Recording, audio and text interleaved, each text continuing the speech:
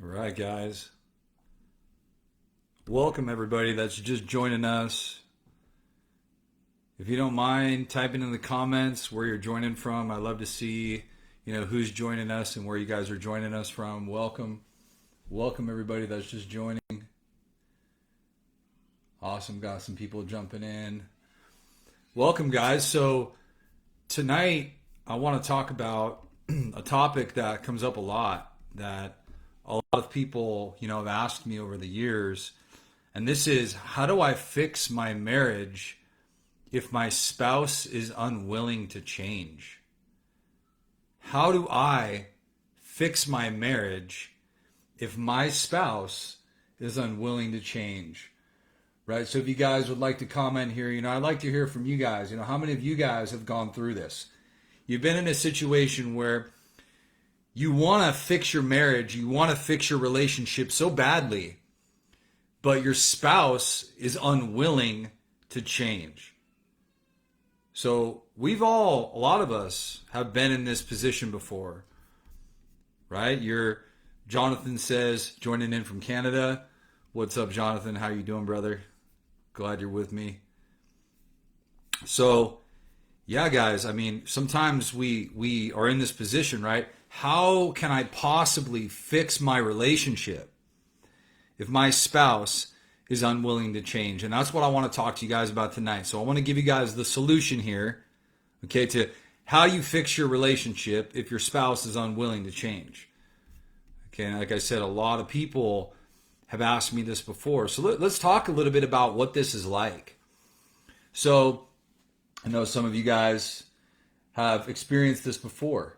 So how does this feel when you're in a relationship, right, and you so badly want to change, and you so badly want to change the dynamic that you're in,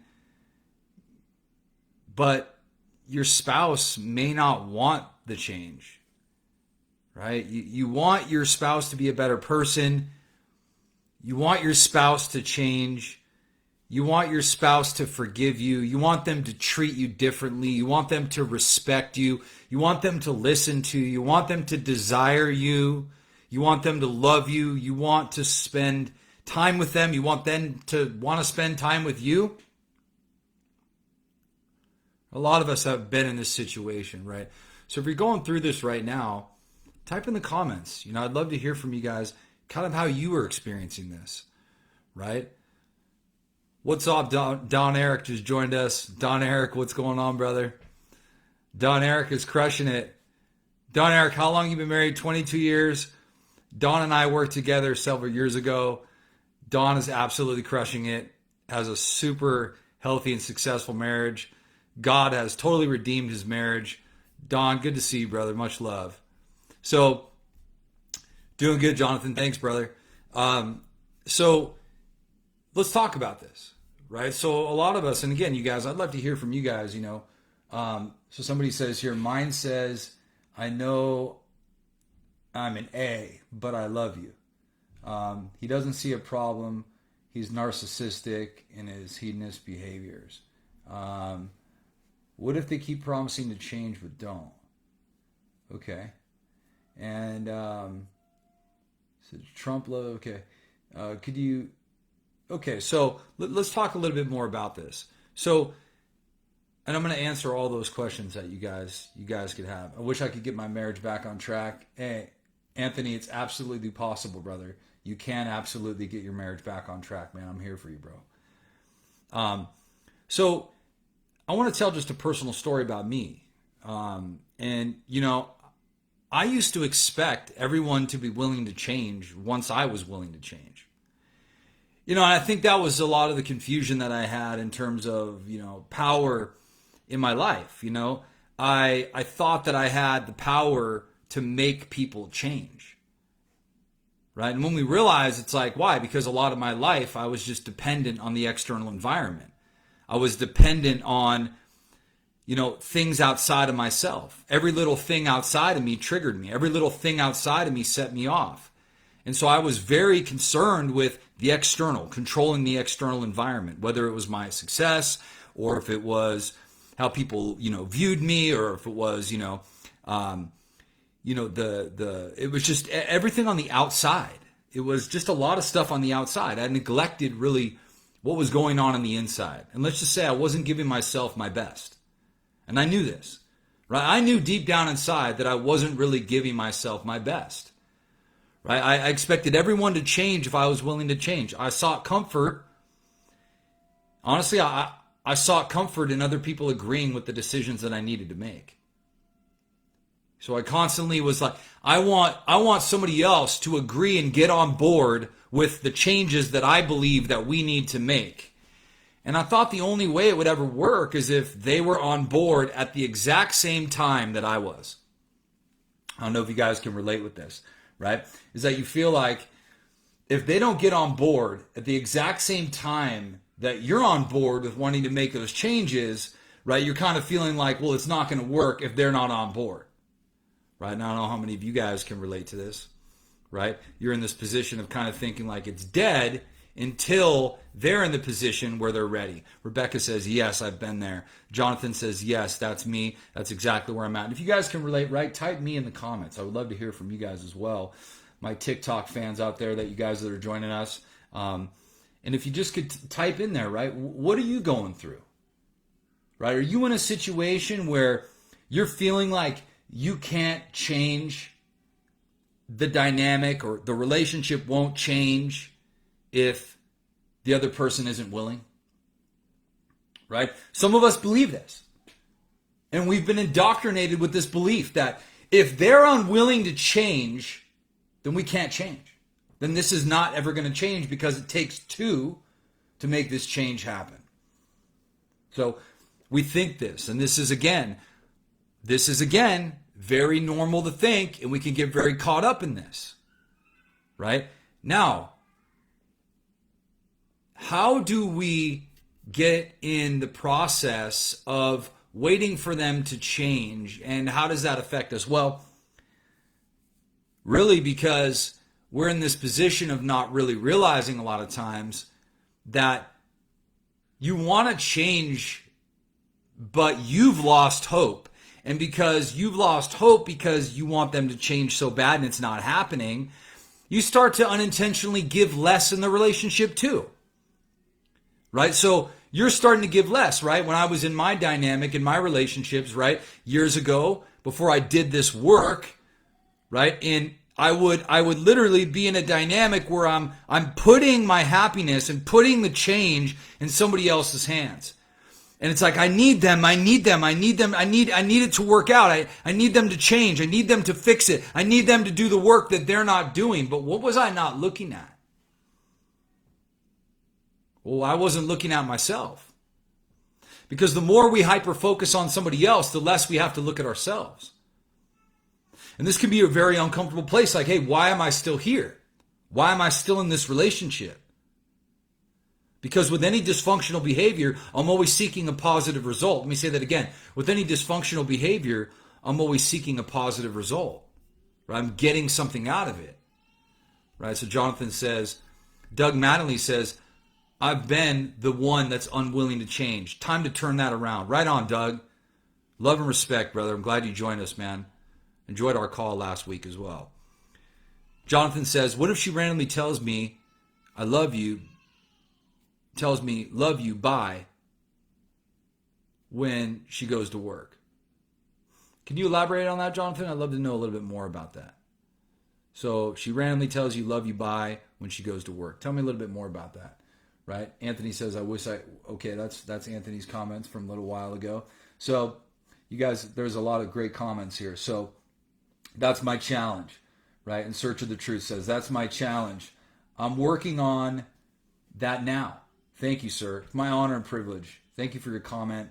Thank you guys all for all your love and support for everything that we're doing here at Beyond Driven. So, great question. Can a narcissist change? Now, I want to say this.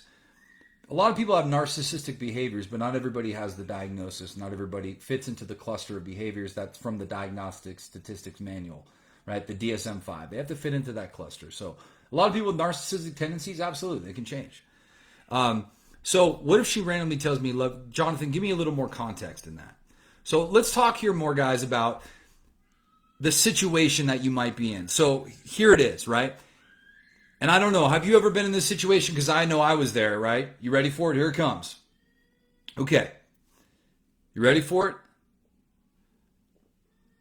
You wanted to change and save your marriage so badly, but you lost all hope because your spouse was not on board. And you're thinking that without them being on board, there is no changing. I never like to say blanket statements. Like I've said, a lot of people like to label people and they say these people can never change. I've worked with thousands of people. I have over 25,000 hours of clinical practice. And I can tell you right now, I've seen some of the worst people in the entire world, and I've helped them facilitate change in their life. So it's never too far for somebody. They're never unchangeable. Let me tell you right now, you're looking at a guy that went through a lot of shit in his life that a lot of people pointed at and said he couldn't change. So let me tell you right now, people can change. And to put a blanket statement on somebody and basically believe that they can't change is putting that person in a box that they don't deserve to be in. And that goes for whoever's in that box. You have to have the right people working in your life. You have to have the right tools, right? With the right people and the right tools and somebody having the willingness to do that, they can change. So let's talk a little bit about, right, what we were never taught, right? What we were taught was that if they weren't willing to change, then it's never going to work. Then it's never going to work, right? If they're not on board, then it's never going to work. If they're not on board right now, when you want to change right now, that decision has to be made collectively. But here's the thing. Have you ever thought about the fact that maybe they don't want to invest in the idea that it can change because they don't want to get let down and get hurt again? Have you ever thought about that? Doug Mattingly probably agrees with this. Right, Doug? Let me hear from you, brother. So, Casey says, they have to want it, though, and it's hard to get them to that point. So, yeah, and we're going to talk about exactly how to do that. So, a lot of people say they have to want it, though, but they don't know what makes somebody desire to change. Right? I want you to think about yourself as we go into this. What are some things that made you desire to change? And let's type that in the comments, right? What are some things that you guys thought about that inspired you to change? How about times in your life where you felt stuck and you didn't think you could change? What inspired you to change? Right? What inspired you to change? What inspired you to make that change? I want you to think about that. So we're in this position, right, a lot of times in these relationships. And what we haven't been taught is that we each have massive influence on the people around us. Look at how the relationship got to the point that it's at right now. That didn't happen overnight.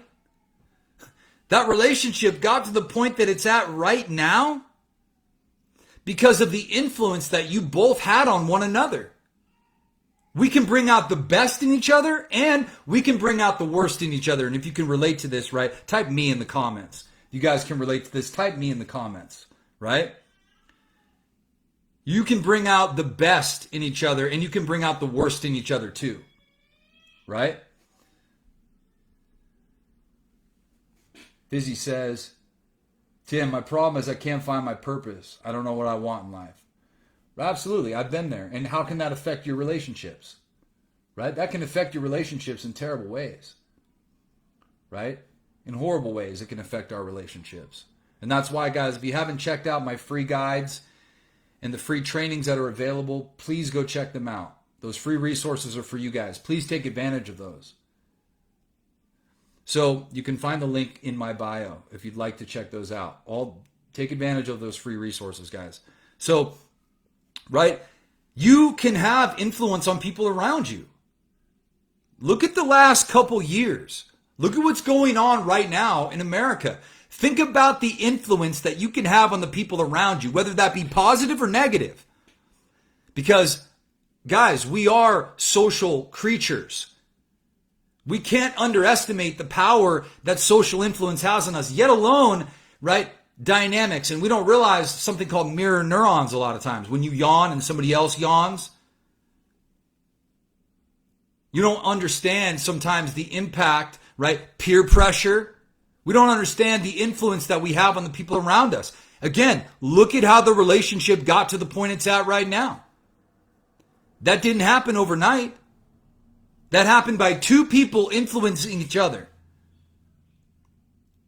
Now, when you're waiting for the other person to change, don't tell me that that's not influencing you in terms of you giving up on the relationship and you not living at your fullest potential and staying in an unhealthy dynamic, which is a form of self-betrayal. Or if you're the one basically who's negatively influencing the dynamic, expecting your spouse to change or be on board with that change, maybe they don't want to get hurt. Maybe they don't want to invest in the idea that you can change because you've tried all these quick fixes. You've tried all these immediate solutions, but you haven't truly tried investing in yourself. You've tried just quick stuff, right? You tried smoking weed to take the edge off. You tried some marriage counseling, right? You tried some individual therapy, but it just turned into a talking session or just turned into a situation where you're just escaping. You weren't really investing. If this is you, you can type me in the comments. And I can tell you right now that there's thousands of people that I've worked with over the last 10 years plus that have gone through this. You're not alone. Your situation is not unique. Your story is, but the situation that you're in isn't. So what I want to tell you guys right now is that your lack of investment in yourself is causing others to treat you how you treat yourself. See, when you start to expect more from yourself than the world expects of you, when you start to give yourself your absolute best, when people like what they see, they're more likely to listen to what you say. One more time for everybody in the back. When people like what they see, they're more likely to listen to what you say.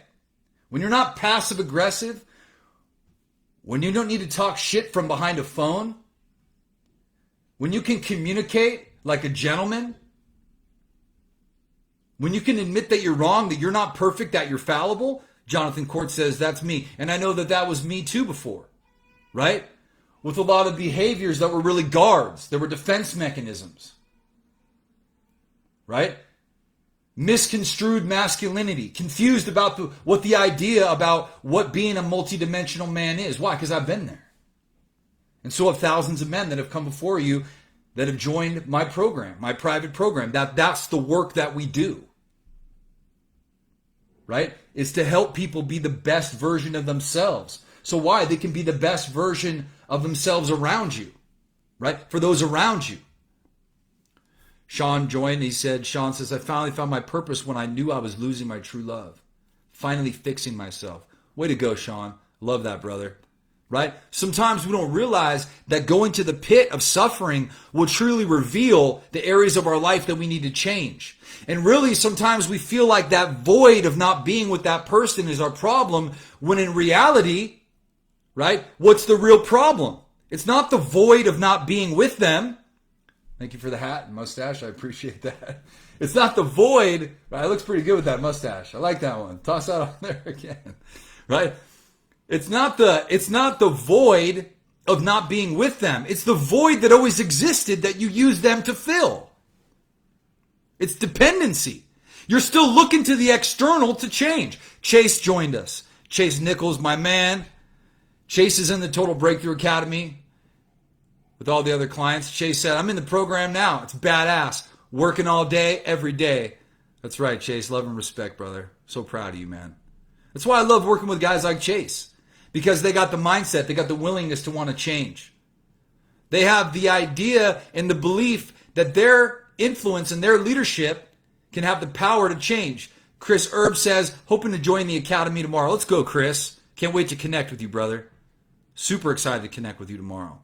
Chris, tell me a little bit more about your situation, man. I want to hear about it.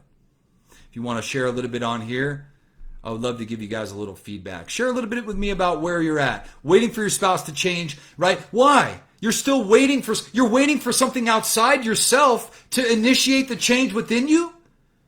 That's called dependency. That's like leaning on alcohol. It's like leaning on weed. That's like leaning on these vices. Why? You should be able to cultivate that from within. It doesn't matter whether or not they change. That's going to stop me from living at my best? You have massive influence. Everyone around you is influenced by you, whether positive or negative. The work you do on yourself is the work you do on your marriage. The work you do on your marriage is reciprocal. It is the work you do on yourself. Managing your emotions is for you, but it's for your marriage. Improving your habits is for you, but it's for your marriage. Dropping your vices is for you, but it's for your marriage. Being honest and a better communicator, it's for you, but it's for your marriage. Opening up about your pain with somebody else is for you, but it's for your marriage. Working on your anger is for you, but it's for your marriage. The anger that you have towards somebody from your past, your lack of forgiveness, your stonewalling, defensiveness, contempt, guard, working on all that stuff, guys. It is working on your marriage. Because don't you see? If you continue to put that in somebody else's hands and wait for them to change before you decide to change, you're underestimating the influence that God gave you. God gave you the authority to break down strongholds. God gave you the authority to make a difference. To not sit back and cower and believe that you can't change or have influence. I didn't say you could control people, but I said never underestimate the power of positive influence. Never underestimate the power of powerful leadership. Never underestimate the power of somebody who's in alignment with the will of God, living at their best potential and having everybody around them go, damn, because some people don't need you to preach a sermon. They need to see you live one.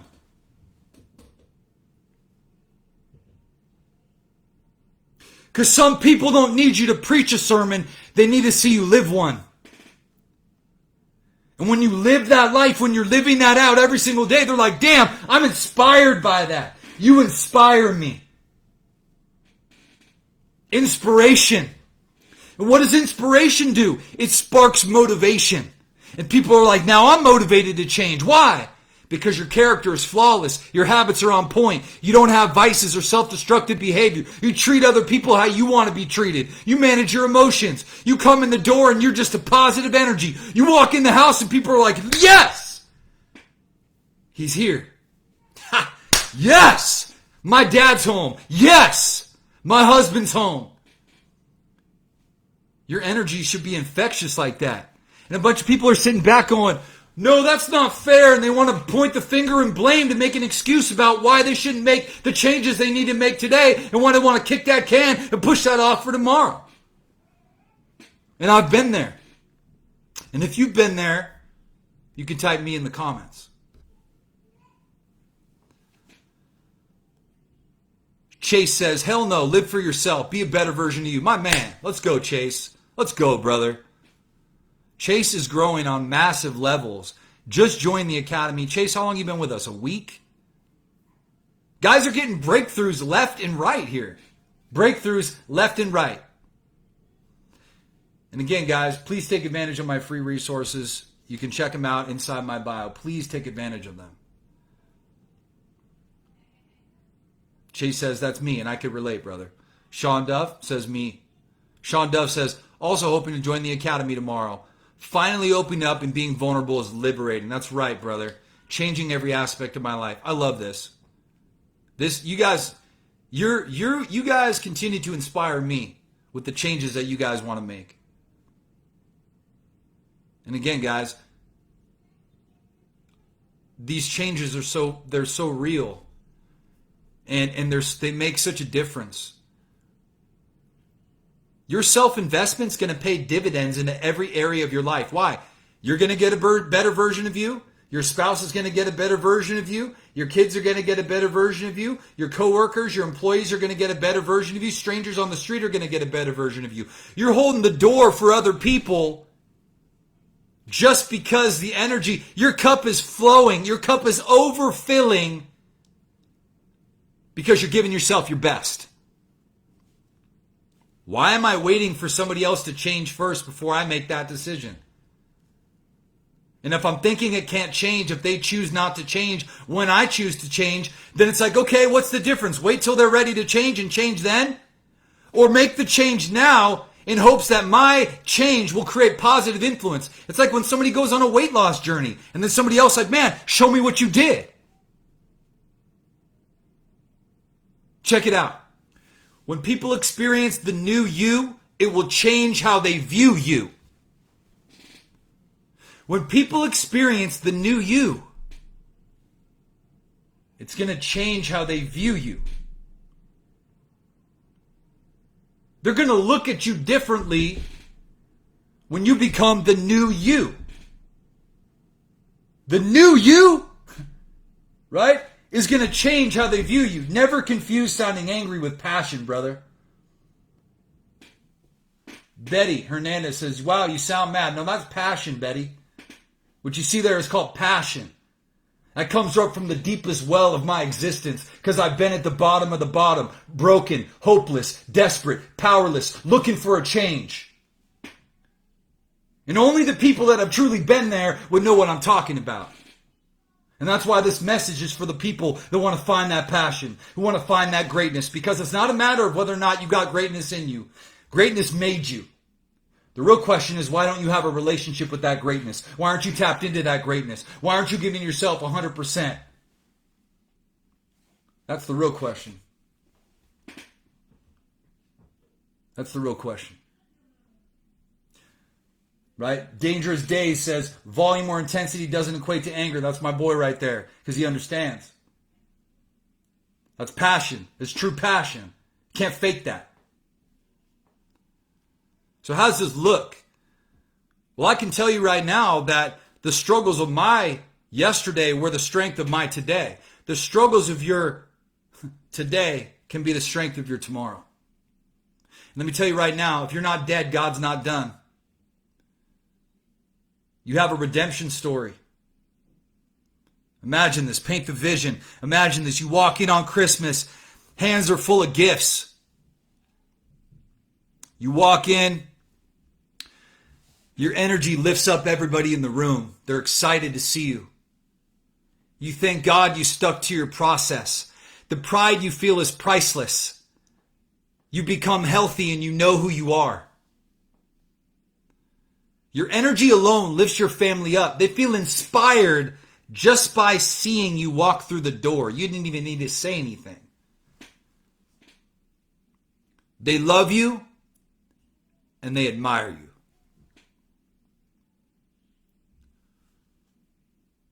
Let's paint the vision of scenario 2. You give into your weak self-talk. You don't make the changes. You're disappointed because you continue to waste time. You ask yourself, why? Why can't I go back in time and change? Why can't I just make that decision? I should have done it then. Your family sees you as the same person. They love you, but they don't admire you. They're not inspired by you. Somebody asked me the other day, they slid me a DM. They said, hey, how do I gain back respect? I said, well, do you respect you? He said, what do you mean? I said, do you respect you?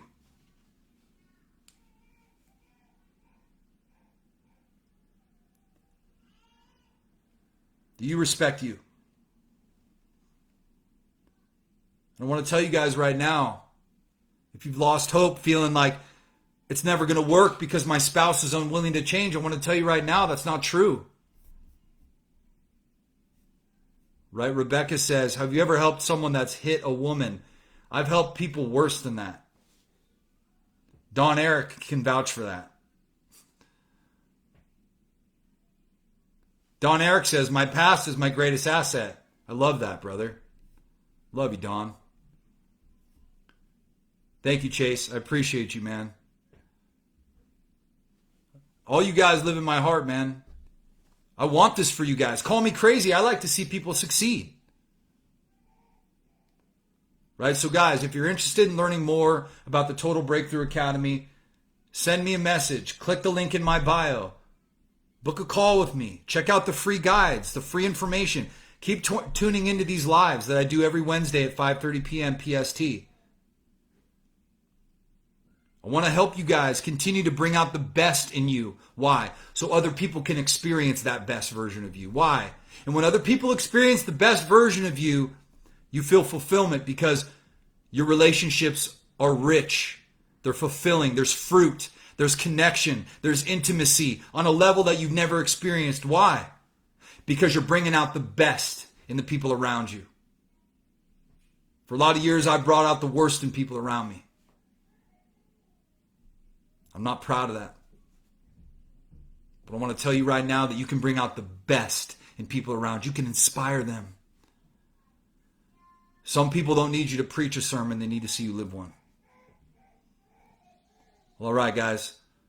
Again, if you're interested in learning more about the program, you can type info in the comments. Somebody from our team will reach out to you. Or you can click the link in the bio. Please check it out. Thank you guys so much for all the love and support. I believe in you guys. I know what you guys are capable of. I know what you're capable of. You're capable of amazing things. You're capable of greatness. You're capable of making the changes. Don't give up on this. Don't give up on yourself. You haven't had your best day yet. You haven't had your greatest moment yet. You haven't had that moment of connection yet. Trust me, it's coming. But you got to believe in that. Some people, they got to see things to believe them. But then there's other people, they believe them to see them. And you got to be that person. You got to believe it to see it. You got to visualize that. Envision a better day. Are you in alignment with the person that you want to be? Thank you, my brother, like always. Love you, Don. You're the best. Doug Mattingly, thank you.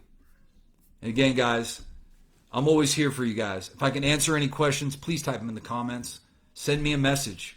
I want to connect with you guys. I want to hear your story. See how we could potentially offer you some value in the situation you're in. Trust me, it's not too late, guys. When people experience the new you, it's going to change how they view you. Trust me. When people like what they see, they're more likely to listen to what you say. All right, guys. Love and respect. I'll see you guys next week for another live. I love doing this with you guys. I love all the comments and all the support. And again, please take advantage of my free resources. All right, guys. Love and respect. See you guys next week. All the best.